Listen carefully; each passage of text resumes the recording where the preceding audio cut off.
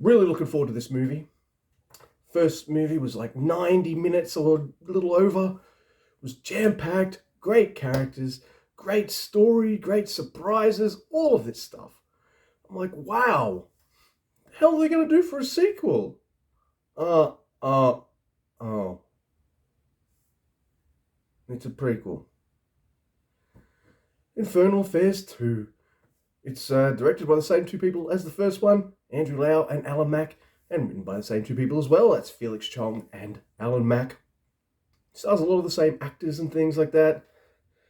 And I'm going to assume, if you're watching the review for this movie, you've seen the first movie. So I could talk a little bit about the first movie, I guess. Not going to say too much, but I just want to point out this movie should either have come out first, and the thing is, if this movie came out first, it still wouldn't be as good. The twists and turns in this movie just don't hit as hard. I guess, like, even if this one had come out first, it's still not as good as that first movie. It's that first movie shorter, tighter, and just much better executed. It's like they got lightning in a bottle, and they just weren't able to replicate it. Now, I have a few problems with this sequel. Now, Infernal Affairs, yes, it's still about police, corrupt police, drug traffickers, and all the games that they play, I guess, against each other. The cops and robbers kind of thing.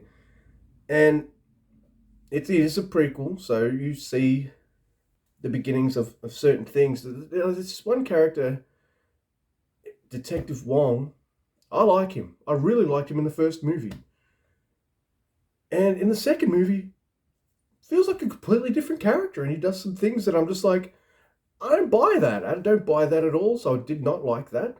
It took away from his kind of impact in the first movie, I think. And that's the thing. This movie takes away from that impact of the first movie. There's also, speaking of impact, all the people who are in the first movie are going to survive the second movie because it's a prequel. So I'm watching it going, all right, here's a whole bunch of new characters. You're dead, you're dead, you're dead, you're dead, and you're dead. Great. That's awesome. It's also a little bit silly. Like, in this movie, it turns out that the undercover cop from the first movie, in reality, or not in reality, in the movie, so like in the second movie, turns out like he lied about his name and all that kind of stuff because his real family is a whole bunch of drug lords and stuff. And I'm like, really? We're going there? First, I thought it was just like, all right, you're perfect for undercover work. We're taking you. No, now it's just like, your brother's a crime boss. Of course, we've got to put you undercover and stuff. Didn't like that either. Right, it's not all bad though. This movie does some really interesting, fun, creative things. In fact, one of them was used in Breaking Bad. This must be where they got the idea for it, because in Infernal Affairs 2, there's this scene where the cops have one of the main drug bad guy, and he looks at the time. He puts his clock down on the counter, presses a button, or just looks at it, and the time starts going. And as the time starts moving, all the people he wants dead are being executed in grisly fashion. Kind of like that scene in Breaking Bad where he's looking at the clock for like 10 minutes or whatever. In that 10-minute span, or whatever long it was, all these people die.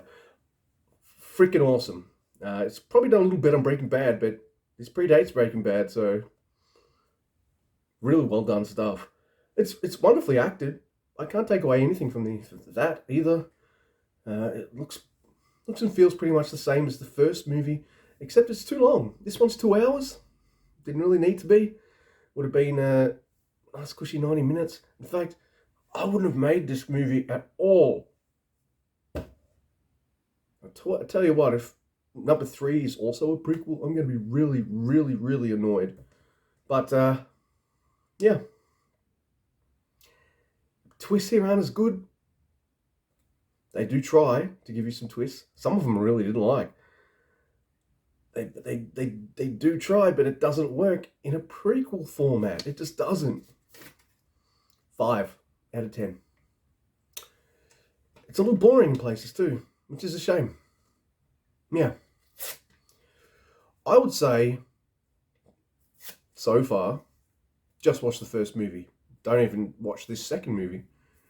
Yeah. Do I still want to do the third movie? What am I talking about? I've done 20 Bruce Willis movies. I can watch a third police corruption movie for sure. Alright. Give me a like, dislike, share, and subscribe.